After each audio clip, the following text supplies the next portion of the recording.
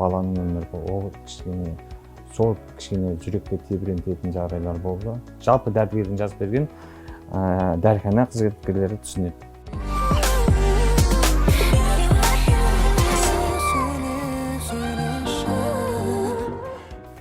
Бәріне сәлем, менің атым Алихан Мерсейітов. Мен жедел медициналық жәрдем дәрігері болып жұмыс жасаймын.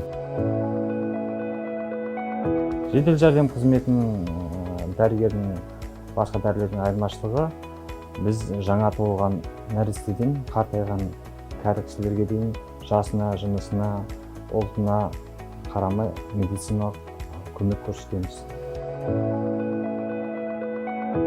Дер кезінде көмек көрсетіп, медициналық көмек көрсетіп, халықтың алғысын алу, рахметін алу, көмектен нәтиже көрген кезде сол сезім ұнайды.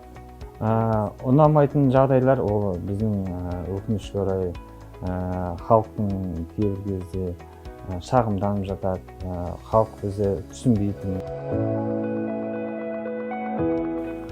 Бір күніміз таңертең ауысымға келіп, жұмысында алдыңғы ауысымнан қабылдап, автокөліктің ішіндегі барлық құрал жабдықтарды тексеріп, шақырту түскен уақытта бірден шақыруға түсіп, беттеген түскен шақыруға көмек көрсетіп, көмек беріп, қажет болса ауруханаға жеткіземіз, қажет болмаса ұсыныстар беріп үйінде қалдырамыз. Енді жұмыстан тыс бізге 3 күн демалысқа беріледі ауысымнан кейін. Жұмыс кезінде бізде жедел жәрдем қызметі ұйқыға құқығы жоқ, бірақ демалуға құқығы бар. Егер шақырту түссе, шақырту демалып жатқан жерімізде ұйқымызға тұрып кетеміз. Шақырту түспесе демалуға және де өзіміз басқа да жұмыспен айналысуға уақытымыз бар. Сондықтан мынанша сағат ұйықтайды деп оны айту қиын, шақырту түскеніне байланысты.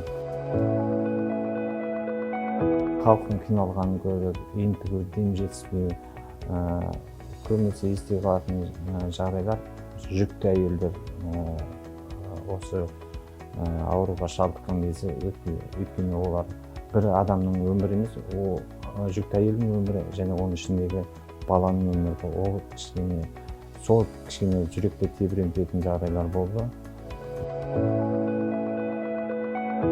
Көп нәрсе жол бермейді, өйткені әр жол беретін кісілер де бар, жүргізушілер де бар, кейбір кісілер өкінішке жол бермейді. Музыкалық қояма немесе айыппұлдардан қорқама, камералар бар ғой, қазір біздің қалада орнына тұрып алады. Жазу жазамыз, қолмен жазамыз, тез жазамыз, потому что бізде бәрі уақыт шектелу ғой. Мысалы біз оны әдемілеп, әрлеп, несе болсақ, трафаретке салғандай науқасты кім көмек көрсетеді? Жалпы дәрігердің жазып берген дәріхана қызметкерлері түсінеді. Медицина қызметкерлері болсын, жедел жәрдем қызметкерлері болсын, дәрігерлерді, медицина қызметкерлері барынша бағалап, тиісті қызметтерін бағалап, құрмет көрсетсе.